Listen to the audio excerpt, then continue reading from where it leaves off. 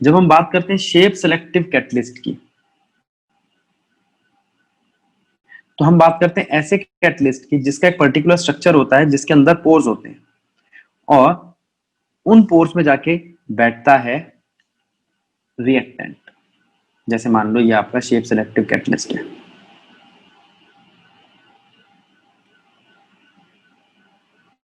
ठीक है, यहां पर आके रिएक्टेंट बैठेगा। अगर इसकी शेप का हुआ तो बैठेगा, अगर इसकी शेप का नहीं हुआ तो नहीं बैठेगा। एक बात, वही वाली बात जो मैंने आपको लास्ट क्लास में बताया था, सेलेक्टिविटी और एक एक्टिविटी। तो सेलेक्टिविटी पे काम करे तो इनकी शेप वैसी ही होनी चाहिए जिसपे इसको जाके बैठना है। दूसरा, एक्टिविटी की बात करें तो ये रिएक्शन को बहुत फास्ट कर देगा, कैटलिस्ट का काम है ही, ठीक है। चलो अब जरा ध्यान दो क्या बोल रहे हैं हम, बोल बेटा।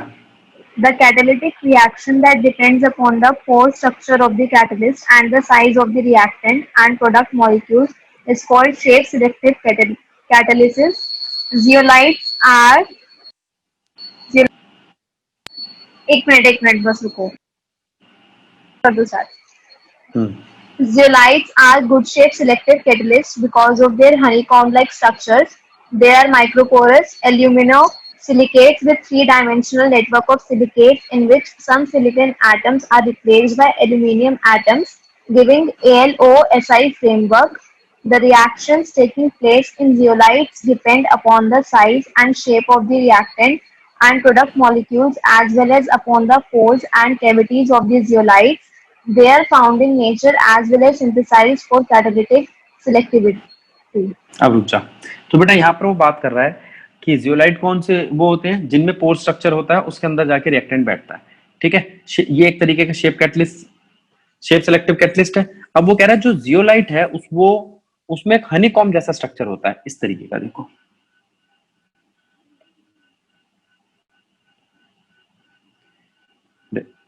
हेक्सागन नहीं बना, ये होता है ना हनीकॉम्ब का स्ट्रक्चर। हाँ भैया, तो ये चलता रहता है इसमें जियोलाइट में।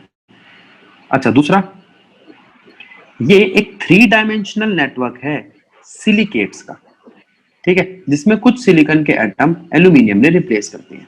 अब जरा ध्यान दो, सिलिकेट पढ़ा था बेटा हमने कभी हाँ 11th 11th क्लास में में, पढ़ा था। SiO4 4 माइनस, ये है एल्यूमिनियम सिलिकेट। और ये हो गया आपका सोडियम एल्यूमिनियम सिलिकेट, ठीक है। इसमें नाम लिख देता हूं मैं,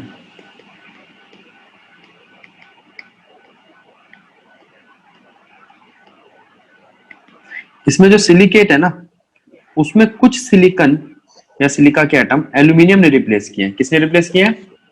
एल्यूमिनियम में, ठीक है। SiO4 का एक 3 डायमेंशनल स्ट्रक्चर होता है, उसकी एक यूनिट में यहां बना के दिखा देता हूं, देखो ऐसी, ये Si है, ये O4 है, ठीक।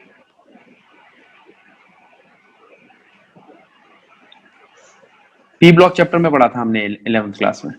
तो वहां पर हमने ये देखा कि भाई एल्यूमिनियम सिलिकेट या सोडियम एल्यूमिनियम सिलिकेट एक ऐसा रिएजेंट है या कैटलिस्ट है जो रिएजेंट और प्रोडक्ट के साइज पर, उनके मॉलिक्यूल्स के साइज पर डिपेंड करता है। देखो, the reaction takes place in zeolite depends on the size and shape of reactant and product molecules as well, ठीक है। और as well as pores या कैविटी जो जियोलाइट पे है। अगर जियोलाइट का जो पोर है उसके अंदर ये रिएक्टेंट या कैटलिस्ट बैठ सकता है तो रिएक्शन होगी, नहीं तो नहीं होगी, ठीक है। वो जो सेलेक्टिविटी वाली बात बताई। अब नेक्स्ट पैरा पढ़ बेटा, इसका कहाँ काम आता है ये ज्यादातर।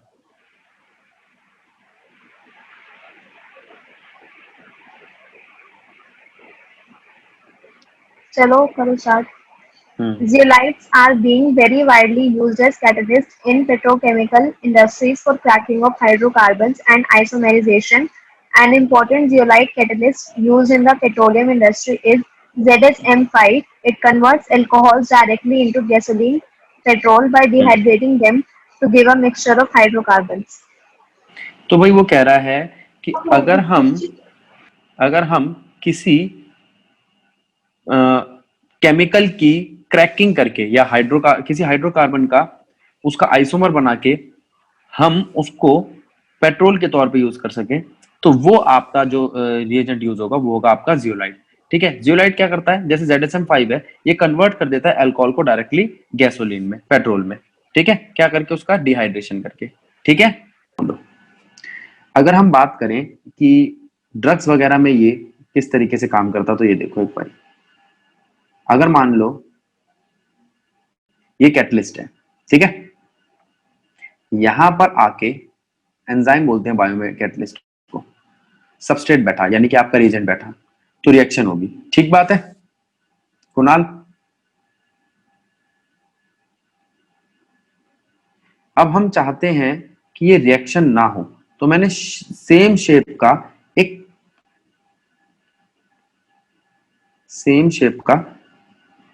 एक ड्रग ले लिया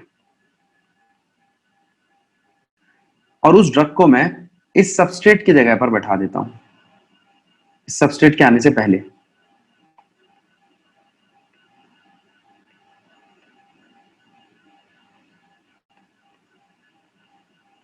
तो अब क्या होगा, ये सबस्ट्रेट वेट करता रह जाएगा कब ये जाए और कब मैं आऊं, और रिएक्शन नहीं होगी, रिएक्शन रुक जाएगी।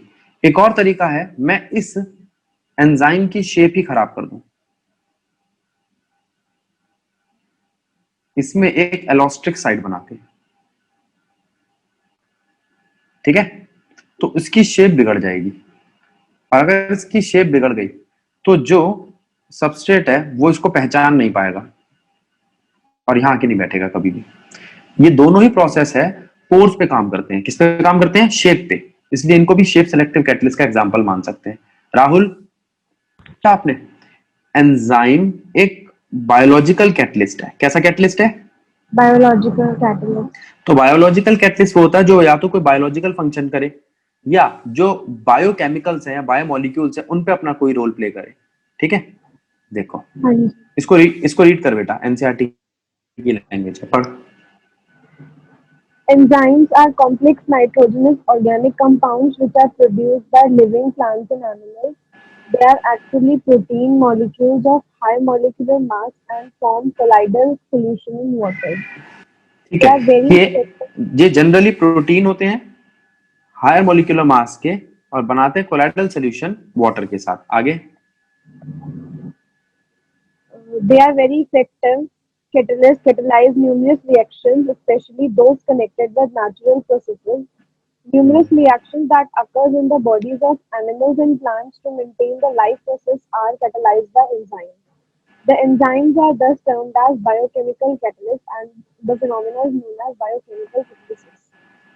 ठीक है, अब हमारी बॉडी में बेटा कौन सा ऐसा कैटलिस्ट है जो आपने 10th क्लास में पढ़ रखा है, जो डाइजेशन में काम आता था? HCl। HCl काम आता था, तेरे आता होगा बेटा एंजाइम पेप्सिन और एंजाइम ट्रिप्सिन। चलो अभी इसने किसने बोला HCl, नाम बताओ बेटा, HCl किसने बोला था? सर मैंने। तो HCl किस काम आता था? अगर एंजाइम पेप्सिन हमारे पेट में था तो बेसिकली HCl किस काम आता था? HCl उसको एटमॉस्फेयर प्रोवाइड करता था। इसका मतलब ये जितने भी एंजाइम होते हैं ये किसी पर्टिकुलर कंडीशन पे काम करते हैं। किस पे काम करते हैं? पर्टिकुलर कंडीशन में। अब जरा ध्यान दो, तो एंजाइम की एक खासियत है, ये भी सेलेक्टिव होते हैं। ये तो जाहिर सी बात है, ये कैटलिस्ट है तो सेलेक्टिव होंगे। तो ये किसके लिए सेलेक्टिव है? पीएच के लिए, टेम्परेचर के लिए। अगर इनको पीएच अच्छा मिला तो ये ज्यादा काम करेंगे, टेम्परेचर अच्छा मिला तो ये काम करेंगे। इसको ऑप्टिमम कंडीशन कहते हैं, उस कंडीशन पे ही काम करते हैं। आपको पता है अगर आपकी बॉडी में फीवर हो, आपको बुखार हो, तो आपका डाइजेशन नहीं होता। डॉक्टर क्या कहता है? बुखार हो रहा है तो कैसा खाना खाओ? हल्का खाना खाओ जिसे डाइजेस्ट ना करना पड़े। क्यों?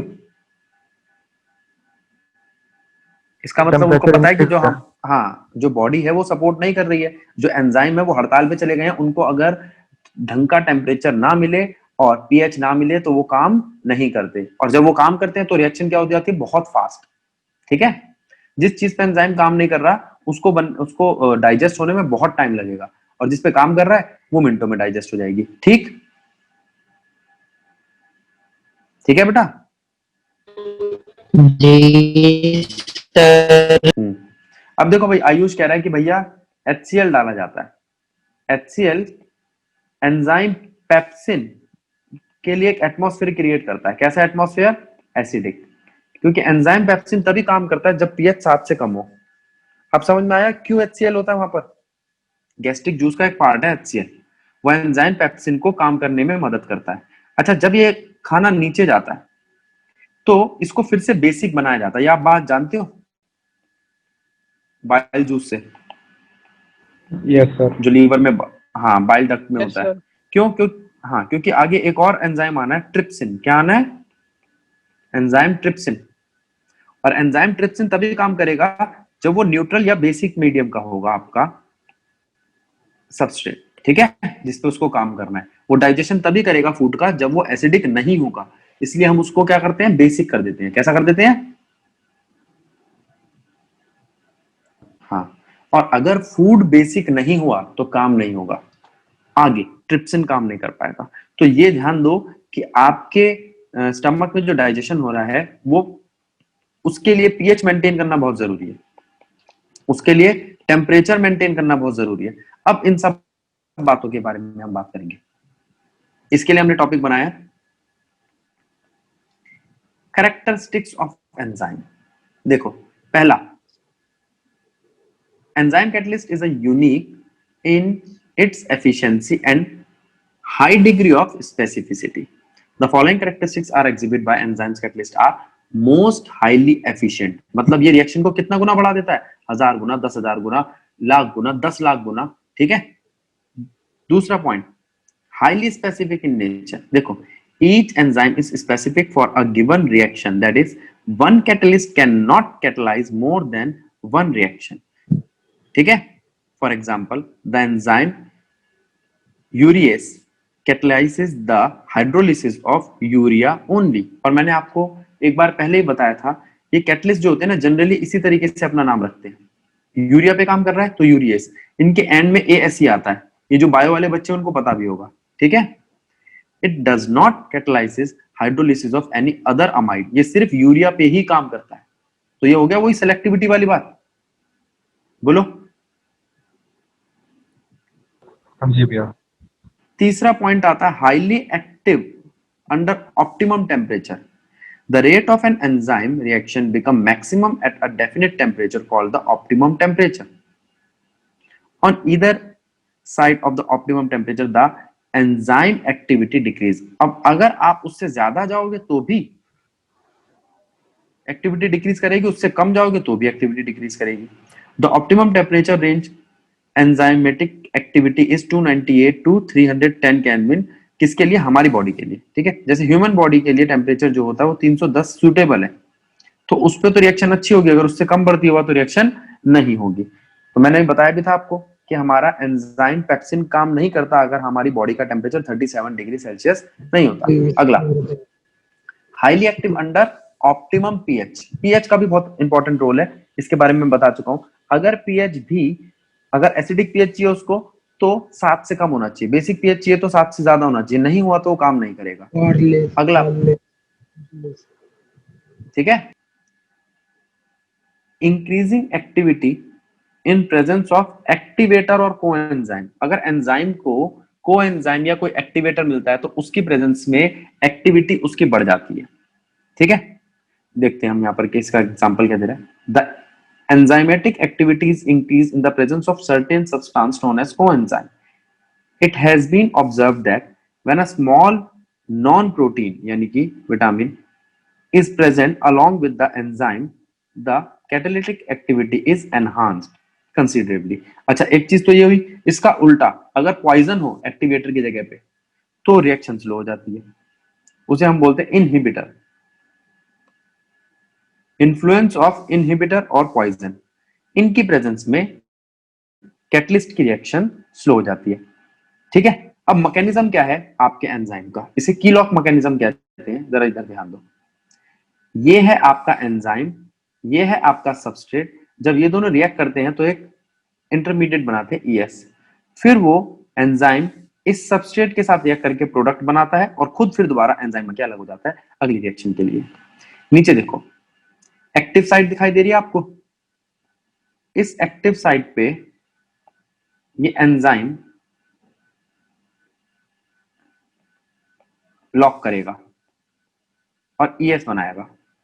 ईएस बनाने के बाद एंजाइम अलग हो जाएगा और जो एस है वो प्रोडक्ट की फॉर्म में टूट जाएगा।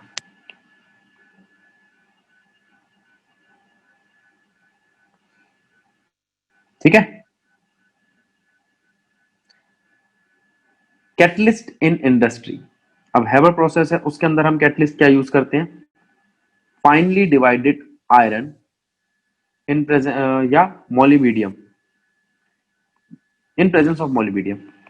मोलिबीडियम प्रोमोटर का काम करता है और कंडीशन क्या है? इतना बार प्रेशर और इतना टेम्परेचर। तो फाइनली डिवाइडेड आयरन को यूज करेंगे हम, यह है आपका कैटलिस्ट। उसको तेज करने का काम करेगा मोलिबीडियम, यानी कि कैटलिस्ट का कैटलिस्ट कौन है? प्रमोटर। और कैटलिस्ट को स्लो करने वाला कौन होता? पॉइजन या इनहिबिटर। ठीक है। ये प्रेशर और ये टेम्परेचर, जिसपे ये इनके लिए ऑप्टिमम टेम्परेचर और प्रेशर है, इस पे रिएक्शन होगी।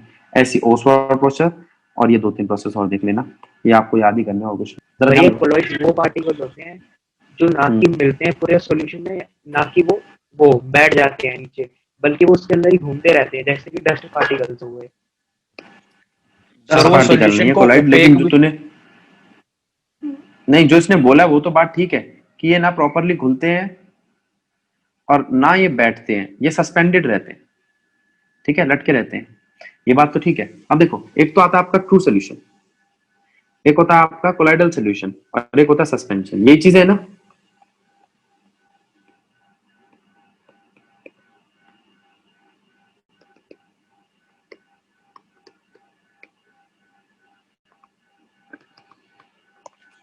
अब ये ट्रू सोल्यूशन का मतलब क्या है?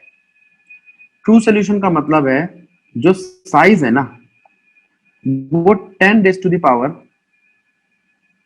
पिकोमीटर से भी छोटा है, और यहां पे साइज 10⁻³ पिकोमीटर से 10⁵ पिकोमीटर के बीच में, और यहां पे साइज 10⁵ पिकोमीटर से भी बड़ा है। अब कुछ समझ आया? तो ये सारी बात किस चीज की है? साइज की। अगर साइज बहुत छोटा होगा तो वो ट्रू सोल्यूशन होगा, और ट्रू सोल्यूशन को अगर हम देखें तो हम सेपरेट नहीं कर सकते,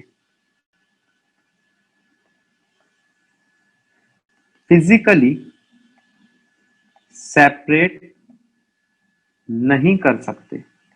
बात ठीक है? और कोलाइडल सोल्यूशन को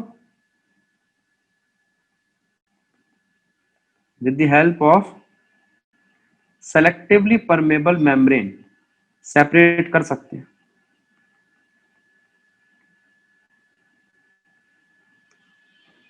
और सस्पेंशन थोड़ी देर में, भाई अगर हम बात करें सस्पेंशन की, तो सस्पेंशन तो थोड़ी देर में खुद ही सेपरेट हो जाता है।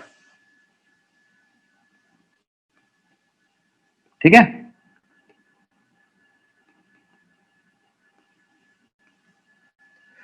तो सोल्यूशन की बात करी हमने, सोल्यूशन को 3 कैटेगरी में डिवाइड किया: true solution, colloidal solution, suspension. True solution की बात करें, साइज बहुत छोटा है, इनको अलग करना मुश्किल है। हम इनको सेमी परमेबल मेम्ब्रेन या सेलेक्टिवली परमेबल मेम्ब्रेन से भी अलग नहीं कर सकते, ये उसमें से पार हो जाते हैं ट्रू सोल्यूशन के जो पार्टिकल्स होते हैं। कोलाइडल सोल्यूशन में हम सेमी परमेबल मेम्ब्रेन की मदद से इन्हें अलग कर सकते हैं। और सस्पेंशन बहुत आसानी से अलग हो जाता है, उसमें कोई सेमी परमेबल मेम्ब्रेन की भी जरूरत नहीं है। सर इनकी ओपेसिटी में भी डिफरेंस है ना? ओपेसिटी में डिफरेंस क्यों है? चलो ठीक है, मैंने यहाँ पर बात क्यों करी साइज की। अभी देखो, एक बच्ची ने, इशिका ने बोला था, इशिका तूने क्या कहा था कि भैया टिंडल इफेक्ट जो है ना उसकी वजह से होता है, ये इनमें डिफरेंस है ना? हाँ। अब टिंडल इफेक्ट का मतलब बता मेरे को। जो मतलब छोटी सी बीम आती है लाइट की, उसको सेपरेट कर दे, स्कैटर कर दे, मतलब स्कैटर कर दे। हाँ हाँ। मिश्रा जी, टिंडल इफेक्ट का मतलब क्या होता है? सर एक डार्क रूम में अगर एक छोटा सा होल करेंगे तो उसमें से जो लाइट आएगी वो स्कैटर हो जाएगी लाइट। अच्छा, अब मेरी बात सुनो।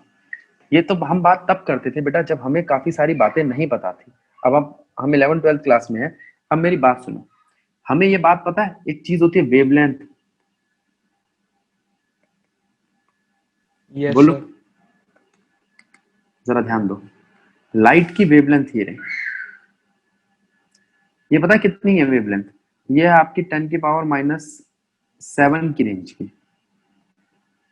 अब एक पार्टिकल है यहाँ पर जो 10⁻⁻6 रेंज का है।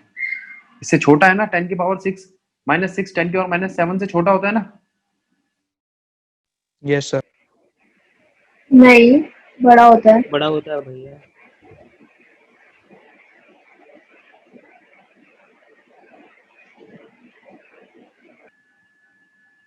मैं ये कह रहा था मिश्रा जी, 10⁻⁻6 जो है वो छोटा है ना 10⁻⁻7 से? नो सर, बड़ा है। नहीं, बड़ा बड़ा है। है। चलो अच्छी बात है, ये तो पता है तुम्हारे को। तो बेटा इसका मतलब बड़ा पार्टिकल अगर वेवलेंथ के सामने आएगा तो क्या वेवलेंथ इससे टकराएगी? टकराएगी तो अपना रास्ता बदल लेगी, है ना? Yes sir. बोलो। तो ये आपका डस्ट का पार्टिकल हो सकता है या हो सकता है कोलाइडल पार्टिकल। हो सकता है। Yes sir. अब ये छोटे छोटे मॉलिक्यूल्स देखो, ये पता है क्या है? ये एयर के मॉलिक्यूल्स हैं। एयर के मॉलिक्यूल्स में क्या होता है? या तो O2 या N2 होता है। Yes sir. तो वेव्स जो है, लाइट की वेव इनमें से पास हो जाएगी क्योंकि उनकी वेवलेंथ इनके मुकाबले में बड़ी है। लाइट की वेवलेंथ है 10⁻⁻7 मीटर और एयर के मॉलिक्यूल जो है 10⁻⁻10 मीटर। जो मॉलिक्यूल का साइज होता है वो आर्मस्ट्रॉन्ग में होता है, ठीक है? यस। तो डिफरेंस दिखाई दिया साइज का। हाँ अगर सर। साइज बड़ा तो फिर मैं किसकी बात करूं? तो इसी का टिंडल इफेक्ट में भी साइज की बात हो रही है। तो मेन प्रॉपर्टी क्या है कोलाइडल सॉल्यूशन, ट्रू सॉल्यूशन और सस्पेंशन में? मेन डिफरेंस क्या है? साइज का। साइज का। यही याद रखना है और किसी चीज को ध्यान नहीं रखना आपको। आपसे कोई पूछे क्या डिफरेंस है तो आपको बोलना है साइज का। अगर साइज बड़ा होगा तो लाइट को आगे जाने नहीं देगा। अभी इसने बोला भी था कि भैया ये लाइट के लिए ओपेक का काम करता है। हाँ, उसके लिए रुकावट का काम करता है और उसको रोकता है तो वो अपना पाथ बदलती है, जिसको तूने बोला था कि भैया वो स्कैटर हो जाती है, ठीक है?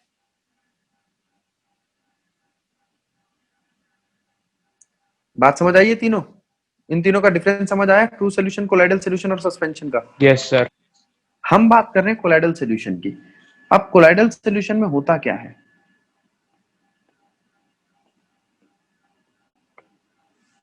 कोलाइडल सोल्यूशन में दो चीजें होती हैं। डिस्पर्स फेज, क्या नाम है?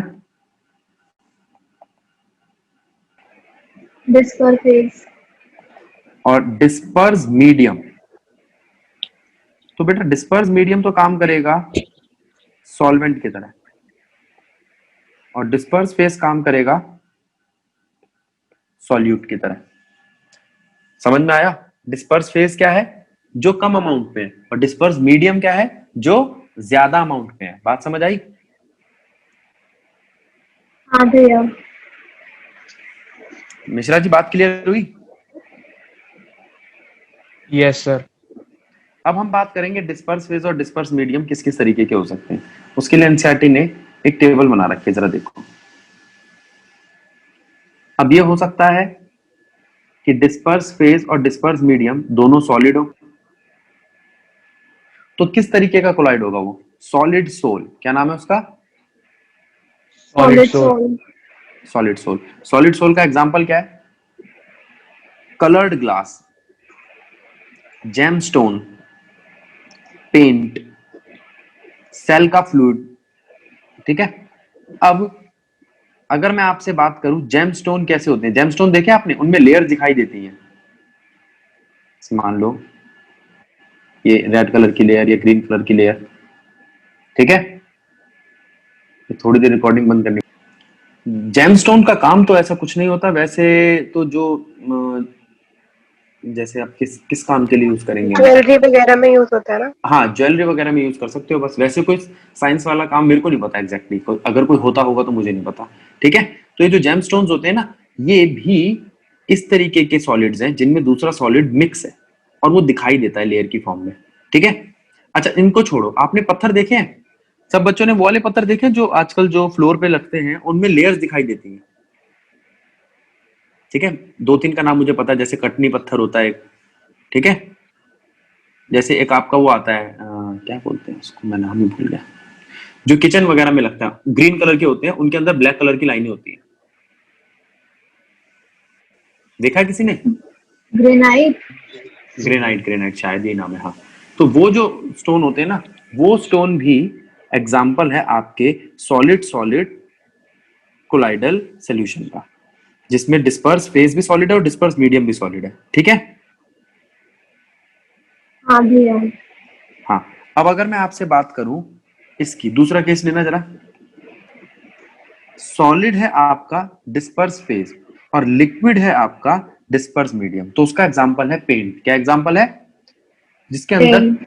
हाँ, पेंट के अंदर डिस्पर्स मीडियम यानी कि बहुत थोड़े अमाउंट में सॉलिड के पार्टिकल्स हैं, या सेल का फ्लूइड, जो सेल फ्लूइड होता है उसके अंदर थोड़ा सा सॉलिड पार्टिकल्स हैं और वो फ्लो कर पा रहा है किस वजह से? क्योंकि उसका मीडियम क्या है? लिक्विड। ठीक है, इसको हम बोलते हैं सोल। आपको नाम याद रखना है, क्वेश्चन आएगा कि सोल क्या है, डिफाइन सोल, तो आपको बताना है सोल एक टाइप है कोलाइड का, जिसके अंदर डिस्पर्स फेज होता है सॉलिड और डिस्पर्स मीडियम होता है लिक्विड। ठीक है, ठीक है। तीसरा केस देखो, डिस्पर्स फेज है आपका सॉलिड और गैस है आपका डिस्पर्स मीडियम। इसका मतलब बहुत कम अमाउंट है हमारे पास किसका? सॉलिड का, और ज्यादा अमाउंट किसका है? गैस का। इसके लिए हम यूज करते हैं वर्ड एरोसोल। ठीक है, जैसे स्मोक और डस्ट। स्मोक और डस्ट से सुना है ना तुमने? डस्ट में छोटे छोटे टाइनी पार्टिकल्स होते हैं सॉलिड, और ज्यादातर वॉल्यूम किसका होता है? एयर का। धुआं जो होता है, जो स्मोक होता है, उसके अंदर छोटे छोटे टाइनी पार्टिकल्स किसके होते हैं? सॉलिड के, और ज्यादा पार्ट किसका होता है? गैस। गैस या एयर का। ठीक है, चौथा केस आता है, डिस्पर्स फेज है लिक्विड और डिस्पर्स मीडियम है सॉलिड। अब इसका एग्जांपल है जेल, जैसे चीज, बटर तो सभी ने देखा होगा। अब बटर जो है उसके अंदर लिक्विड का कंटेंट कितना है? कम है। सॉलिड का कंटेंट क्या है? ज्यादा है। अच्छा, बटर में लिक्विड का कंटेंट और सॉलिड का कंटेंट, जो अगर आप बटर को देखोगे तो उसके अंदर लिक्विड का कंटेंट कब पता चलेगा? जब उसको हम किसी चीज पे रखते हैं, गर्म चीज पे, तो देखा है उसमें जो पानी होता है वो निकलता है। बटर किसका एग्जांपल है? थोड़ा सा ऑयल, तो थोड़ा सा water in oil, water come oil ज्यादा, इसका एग्जांपल है बटर। ठीक है,